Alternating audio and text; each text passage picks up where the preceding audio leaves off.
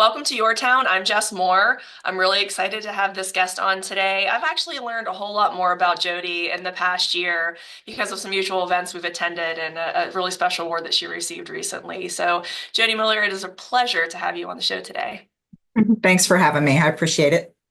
Now, you've done a really great job around the Ohio Valley telling Heather's story, but maybe for those who have not heard Heather's story, can you give us a bit about your daughter? Oh, yeah. It's always tough. So Heather was the oldest of our four children. She was 21 at the time. In March of 2008, she had come home for spring break to Wheeling. She was at the WVU School of Nursing and just a few weeks away from graduating to live her lifelong dream of being a nurse and saving lives and caring for people. She had gone out on It was actually Easter Monday, so today's a really tough day. It doesn't matter when Easter lands. So she was going out with some friends and told us that she had a designated driver, was leaving her car at home, and she'd see us the next day. About 12:30 a.m., we had a knock at our door, and there were two deputy sheriffs delivering the worst news ever. They had told us to get to the local hospital, to OVMC at that time, and they really couldn't give us any information. Upon arriving there to the hospital, they were just bringing her in by ambulance. And as the morning unfolded, there was police presence and doctors and nurses, and still unable to see her. Still not a lot of information. So they had put us in a conference room, and Dr. Shackelford had come in to talk to us, and he said that it was a single vehicle car crash, and she suffered a major head injury. She had a broken clavicle, broken ribs, and some cuts and bruises, but the main thing was the head injury. So then the police were there and said, we were concerned if there was another vehicle involved or, what might be happening at the time. Okay, my computer's being weird here. No, you're good on So, that. okay, so we spoke to them, and they said it was just the one car, and she was the passenger. The offender was driving about 78 miles an hour in a 25-mile-an-hour zone on National Road, lost control of the vehicle, demolished the bus shelter, and then the car flipped into the hillside, finally resting on its roof, and Heather was partially ejected from the vehicle. So those were her major injuries from that. So she was, in a nutshell, she was on life support for a week, ups and downs the entire week. Actually, where they were to a point where they thought I could go to Georgia or Texas to a long-term rehab facility. She really wouldn't have had much meaningful life, but I was willing to do anything, to take care of my daughter. And then it was almost a week to the day, March 31st in 2008. They called us back to her room in the ICU room. Everything had crashed. And what we had understood after that was the last piece of the brainstem that had finally given out. So after all life-saving efforts were exhausted, they declared her brain dead that evening at 10:30 p.m. And then out of the ashes came something actually very beautiful.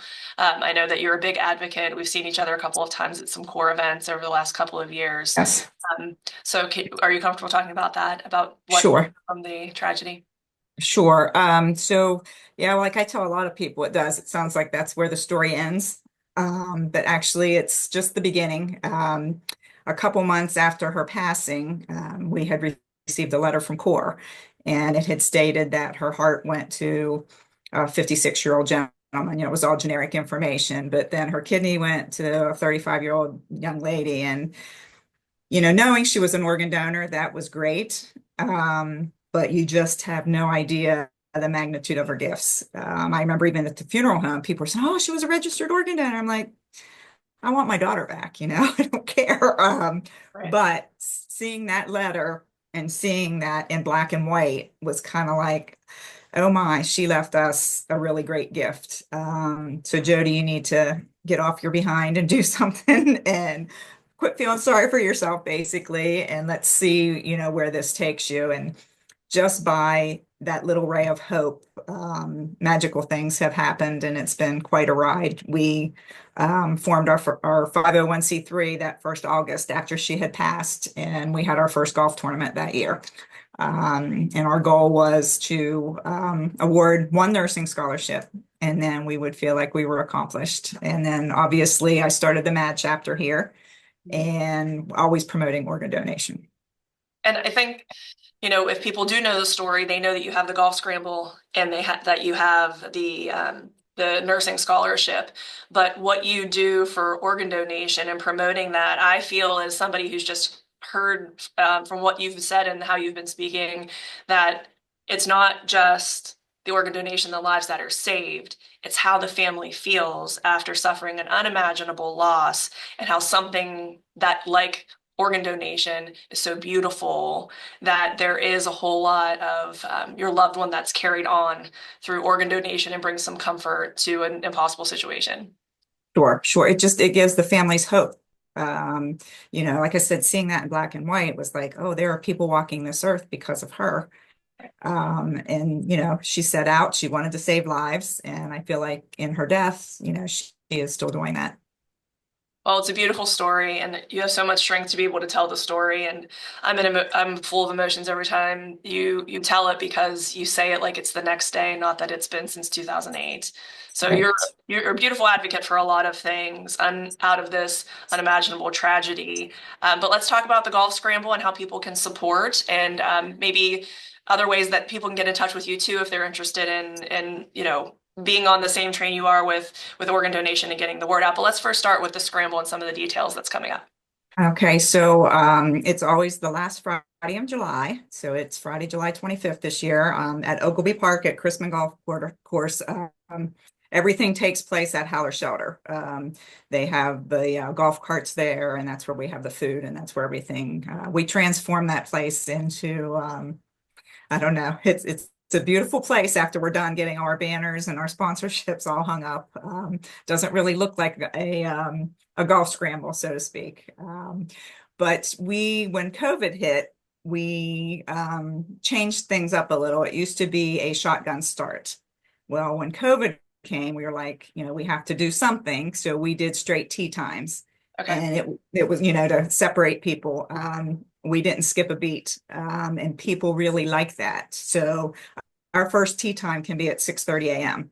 And, so if you're working, you like that morning, I know we have a lot of golfers that love to work or love to go out first thing, so they're done by noon. But then we can also accommodate people that work a half a day, and they can come up at noon or 1, and we can, get them off on the course. So it also permits us to we had 178 golfers, I believe, last year. Wow. So yeah, so when we did the shotgun, it was 144, was the cutoff. So now we can streamline it into, a few more teams. So we try not to turn anybody away. So it is $500 for a team. We will take individuals if, that's necessary. And then we try to, put them with somebody else. I like to always let people know it's an alcohol-free event. I know it kind of goes hand in hand with golf, but obviously our situation and what we stand for, we will feed you and feed you and feed you. Any non-alcoholic drinks. You always get, every golfer we make sure has some kind of a door prize, so they always leave with something. The last few years, since we don't have a meal either, they have a lunch on there. We've been given the golfers gift cards for local establishments in Wheeling, so we go and purchase them. So we're giving back to the community that way too. It brings in, a team, and then they're bringing their families and obviously spending more in the restaurants. So we kind of pride ourselves in that as well. So Good. And do you take sponsors? I'm sure you take sponsors. always sponsors, always sponsors. We have several different levels. There's like there's a $5,000 level, there's a $2,500 level, $500, and then the actual hole and tee signs are $100. We're always looking for new people. We do have a website. It's the heathermm.org, and it has the golf tournament, and you can actually see photos from, the golf tournaments in the past, and has a lot of information on there. It even has the information on there about Heather's scholarship. So if anybody has, any questions, they can send an information form to me. Okay, great. And then do you want to talk about gifted? Sure. So, along this journey, we take part in the transplant games as a donor family. We've been to San Diego, we've been to Salt Lake City, to Cleveland. Last year we were in Birmingham. So these, for those of you that don't know, the transplant games are just like the Olympics, but they're for people that have had organ donation transplants. So we actually get some of these people in our golf tournament. We've had a gentleman that's had a double lung transplant, kidney transplants, donor families, living donors that actually take part. But anyhow, when we were in Salt Lake City a few years ago, they have a bunch of information tables there. And Robert Horsey, who's the author of Gifted, the novel, we were introduced to him, and he is a critical care nurse. He spent his 25 years plus in organ donation, and he had written this book. Well, when my husband and I met him, he of course wanted to know our story, and you could just feel it in him, his passion for what he does. Well, we read the book, and it was all the donor family perspective of transplant. You always hear a lot about the recipients. So this focused on the donor family. So my husband and I immediately connected with him. So my family kind of makes fun of me because I've invited like Sid Crosby and Ben Roethlisberger, all these, big wigs to our tournament, put them on my mailing list. And my brothers are always like, oh my gosh, Jody. So when we got back home, I was telling them about the book, and I said, do you think this author would come to a golf tournament? And of course they made fun of me. So I reached out to him, and he was like, he was on board. And so he had come that year and did a book signing, and he hasn't missed a tournament since. Everybody, I think, in Wheeling might have a book. But so then a couple years ago, he had approached our family, and he said he was in the process of producing a documentary. And he had asked if he could feature Heather in the pilot episode. And we, had some conversations with my family because we knew that was going to be a lot of raw emotion, Oh, for sure. reliving. Yeah, but we decided to go ahead and let him run with it.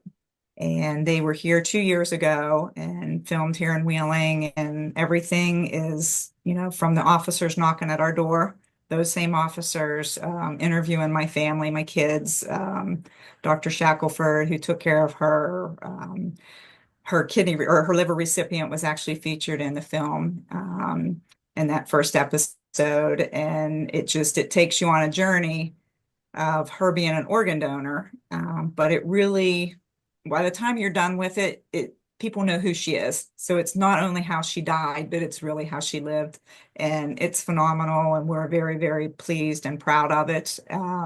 So we're hoping that it gets to one of the streaming platforms within the next year or so. So Yeah, he's been, yeah. yeah. I was fortunate to see it.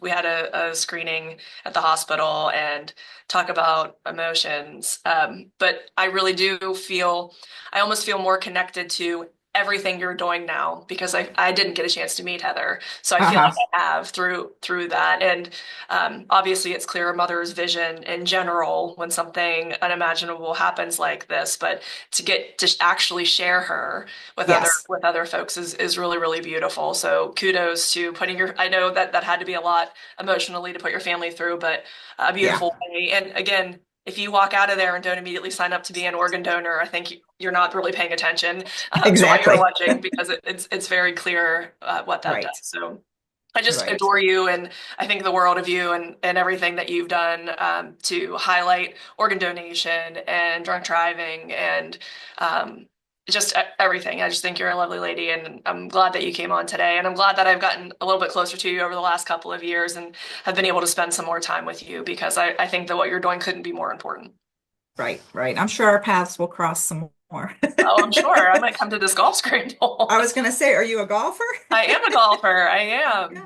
Well, the Yeah, back of I our had it on. shirts, Yeah, Yeah, no. we sponsor, so I had it on the schedule last year and wasn't able to make it for some reason, but I would love to make it this year for sure. Yeah. Yeah. On the Awesome. back of our shirts, our logo is it's not about the golf. Yeah, of course. That's For right. because we always have people, I'm not a golfer. And somebody said to me the other day, "Oh, do you golf?" And I said, "No." I said, "I don't know." I said, "I run a successful tournament." I said, Yeah. they'll laugh at me because they'll say, "We need to put a cooler out on a hole 4. You know where that is?" I'm going, Nope. "Nope." I said, "I don't know anything about that." I said, "But I can get sponsorships and door prizes." That's right. That's right. So So, again, just if anybody is looking to support the event or get in contact with you, that's why I mentioned Gifted for people to yes. know that there's more information out there to learn the full story. How can they get a hold of you? So my number is 304-281-2193. Like I said, if you go to our website, theheathermm.org, all the information's on there. I'm on Facebook. There's a Heather Miller Memorial Facebook page that has all the information on there as well. And like I said, I'm pretty available, and you know, anybody that even wants to talk, if they, have, any kind of, concerned about being registered and be a donor, I might be able to, shed a little bit of light on that. So that's Okay, what great. we And do. you do speak in schools too. You've done that as well, correct? Yes, yes, yes. I was actually at Wheeling Central in March and actually up at Wheeling Park High School as well. So actually, Robert and I are going to Webster County. I know there's not a lot in Webster County, but we're going in May and they are showing the film there. Oh, wow. And it's actually DUI Awareness Week. Okay. And their prom is that Saturday. And so they're having me speak after the film on that Friday to their high school students. So Yeah. it's going to be a toughie, but once again, if I can, change one of those students thinking and, make that phone call to somebody that they don't get in a vehicle with somebody that's impaired, it's worth it all. Absolutely. Heather or Jody, thank you so much for sharing Heather's I love story it. and for and for carrying on her life and legacy. I truly appreciate you and this community and very proud of you for everything you've accomplished. Thank you so much. Congratulations on Oh. you're always doing something great. Thank you very much. Yes, yes. So, okay. I appreciate you. Yep, you too. Thanks, Jody. Uh-huh. Bye-bye. Bye. We'll be right back. From humble beginnings in 1837, West Liberty University has been home to thousands of students. Whether you're a recent high school graduate or looking to complete a college degree later in life, starting your educational career at West Liberty University will be the catalyst for your future. This is a place where you will discover who you are and where you belong, surrounded by lifelong friends and a supportive faculty and staff. Start your journey home at westliberty.edu. Welcome back to Your Town. I'm Jess Moore, and I have a really good dear friend of mine, Scott Schenerlein, who's the executive director of Wheeling Heritage today, joining us. Thanks, Scott, for joining. Good morning, Jess. It's so good to see you. I know that Wheeling Heritage is wildly busy now. For people that aren't familiar with the organization, can you just give a little bit of an overview of Wheeling Heritage and its mission? Absolutely. Wheeling Heritage is one of 62 national heritage areas in the United States. And our mission here in Wheeling is to be a catalyst for the revitalization of Wheeling. And we do that through things like arts and culture, historic preservation, small business development, and grants and investments. Okay, great. And to do that, there's some funding involved, either state, federal, local, all of that, and then some fundraising as well, correct? Absolutely. There's some federal funding involved, but we also have our own revenue sources that we have, and it combined together that helps us to further our mission. But we're always looking for sponsorships for different events and things like that as well. Okay, so what do you have coming up? What's next for Wheeling Heritage? Well, the first thing coming up on April 26th is Handmade Holiday, our spring market. So people are familiar with, maybe we have one in the holiday season in December, and then we also have one prior to Mother's Day in the spring, and that's coming up. We have about a little over 40 vendors here on that day, and it runs from 10 a.m. to 4 p.m. And you'll be able to come and just shop and buy a nice gift for someone or for yourself in the springtime.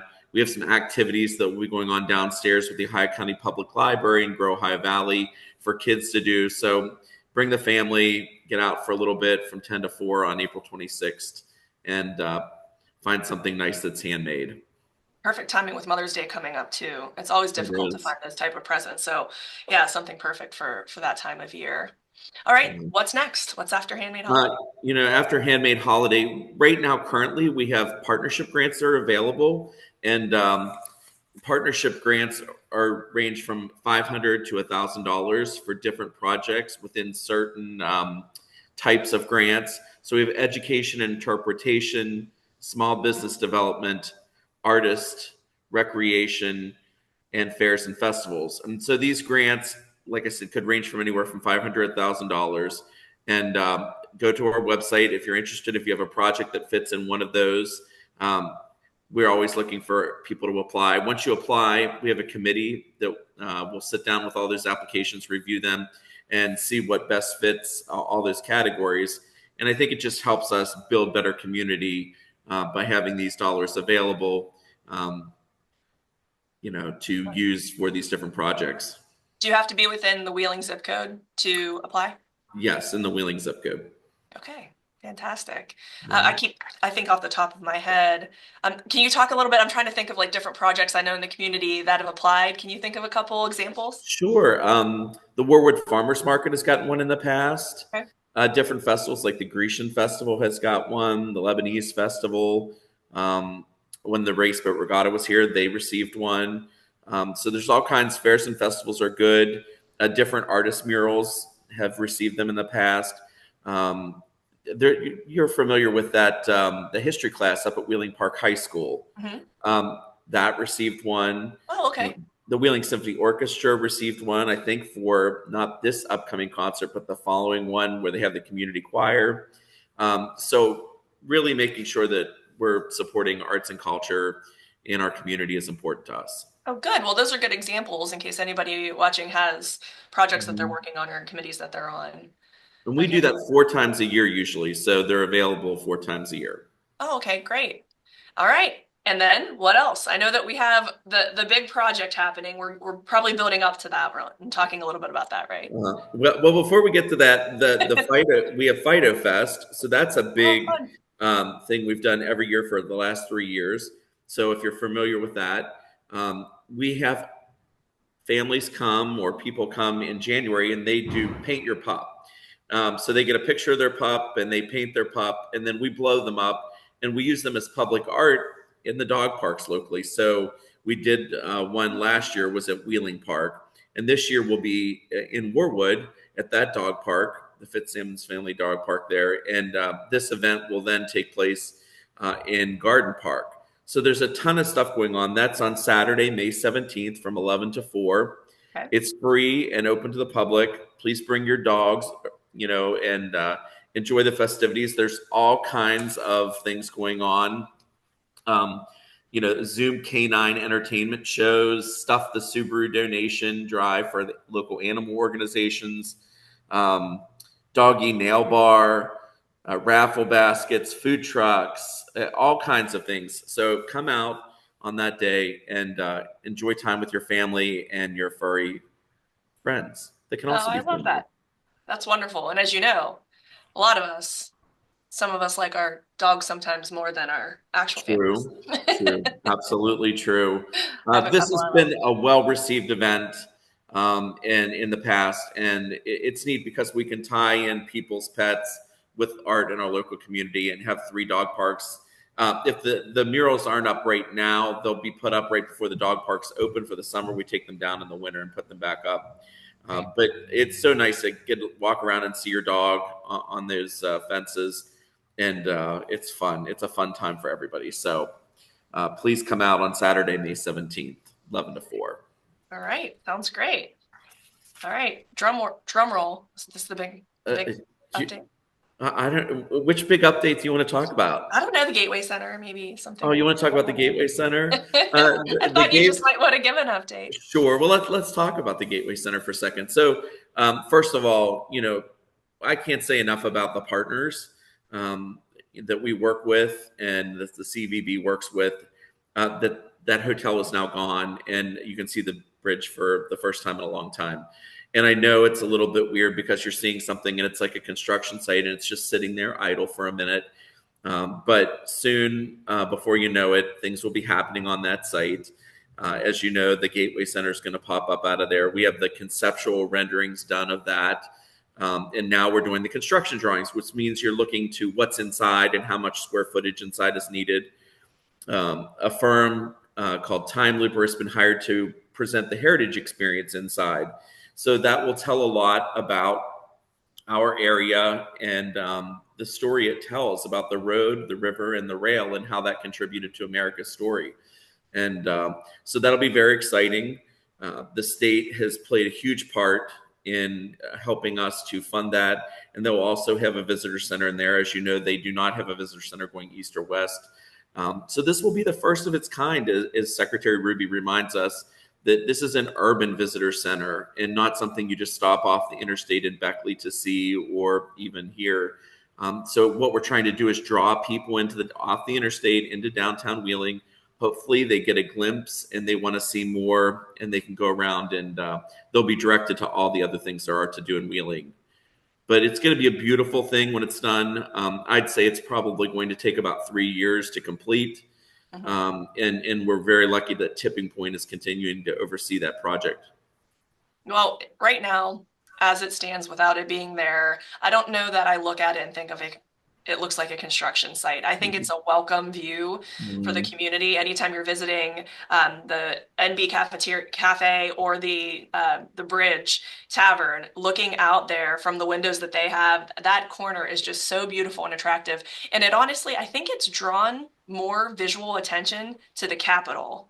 I don't know what it is, just that corner in general now, when people are looking at that space, it just opens up and it's more alive now just with the hotel down. So already progress being made, even if, the ground hasn't broken on the new facility yet. It's still a beautiful corner, and it's your team and your partners that we owe that to. Well, it just is, that lot is a sign of progress, as you mentioned. And we're so proud of all the people in Wheeling that have put both private and public investment to further what this will look like in the future. I know sometimes I hear people say, "Oh, we want it." I think we are all in a culture if we want it now. And as you know, planning a big future cancer center yourself, which I was happy to attend the other day, the unveiling. What a beautiful building that will continue healthcare on that piece of property for years to come. But Wheeling is changing, and it just takes time, money, and effort to put that forward. And so bear with everyone. We all working together trying to move it forward. So it will become something special again, like it always has been. And I know there are naysayers in the community, and we don't talk about them a lot because we don't like to give that attention. But Sure. for something like this, the way that you described this space, some people don't understand the historical value that West Virginia as a state has played in America, but let alone what Wheeling has done for the state. And what you mentioned with access to river and rail isn't something that if you weren't alive during those times where that was really populated, you don't realize how significant we played in a role here. If you come into town and just stop at West Virginia Northern and stand there for a minute, look at the beautiful renovation of their building and what they're doing. And if you really look closely, you can just see that it was, the railroad coming through there and all the people that must have stopped there. You look at the suspension bridge and think that's how people got from one place to the next. And there it is lit up so beautifully now for everyone to see. It did play a big role, and I believe we still play a big role. You look at Form Energy and why are they on the river, and on the rail lines. I mean, it's all coming back full circle. I think that's what things do sometimes. Right. So it's an important learning opportunity, not just for passersby, not just for people who are going to stop in and visit Wheeling the first time. I think it's education that a lot of people in this area haven't had yet either. So I can envision, school tours coming through and populating that space very much so, and giving them a visual to the history of our community they can be really proud of. Yeah, absolutely. I think that history is so important, and we want people to come in and just get a taste of it and then go out to Independence Hall or visit Ogilvy and their the Ogilvy Institute museums that are there. Look around and see what happened in Wheeling. There's a lot of places to visit that tell the history. Well, I think it's a beautiful project and certainly highly anticipated. Mhm. But we're looking forward to seeing it come to life, and kudos again to you and the team and the community. I know it takes all kinds to get this kind of stuff up and running. Yeah, the CVB, leading that project, has done a great job, and Wheeling Heritage is happy to be a partner with that to um, further the mission of getting things moving here in Wheeling. So we're excited about it. Yep, it'll definitely be a destination. I think the community will really rally around it. So kudos. Was there anything else that you had coming up for Wheeling Heritage you wanted to talk about? Absolutely.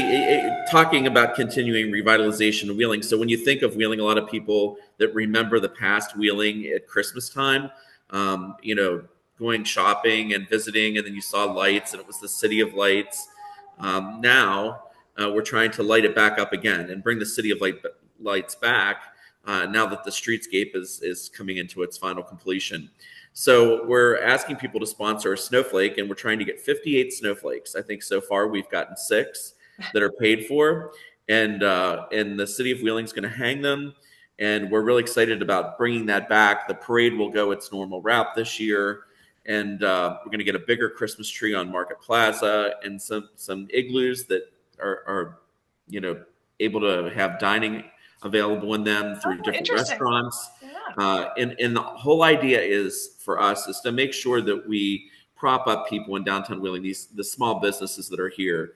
We need to give people a reason to come down and spend extra time here. Yeah, I agree. And I love that. I love the igloos. I'm trying to get a visual there. That'll be fantastic. There's always something inventive and new ways for people to support. And some of the businesses downtown did suffer through the construction that was happening. So now's the time to get out and support them and see the beautiful streetscape. I think they have the igloos in Charleston, and so if you're ever there, they've used them there to great success. We've Okay. partnered with them and asked them some questions about it, and thought we could bring that here. So that'll be exciting too.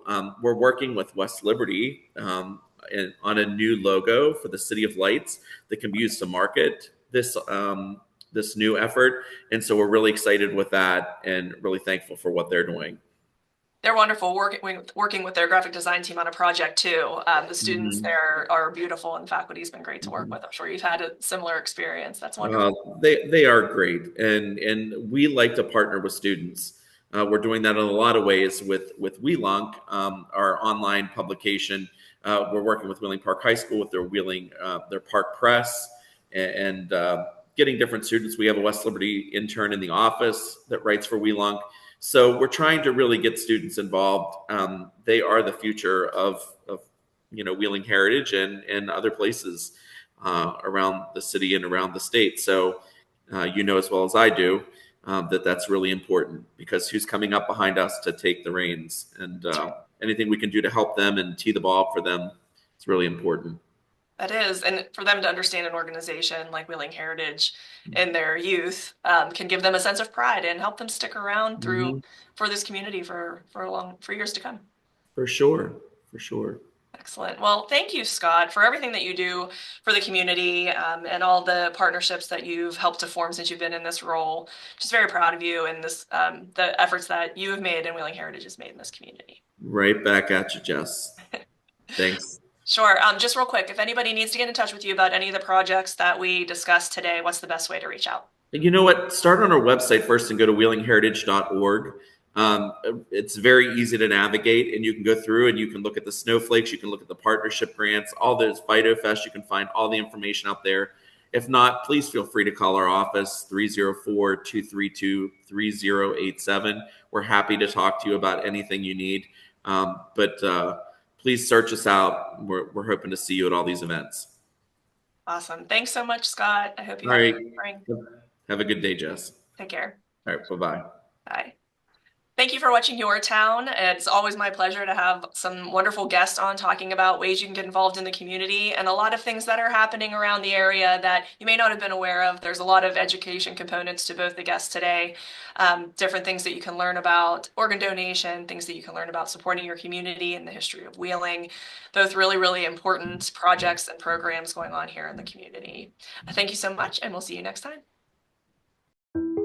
From humble beginnings in 1837, West Liberty University has been home to thousands of students. Whether you're a recent high school graduate or looking to complete a college degree later in life, starting your educational career at West Liberty University will be the catalyst for your future. This is a place where you will discover who you are and where you belong, surrounded by lifelong friends and a supportive faculty and staff. Start your journey home at westliberty.edu.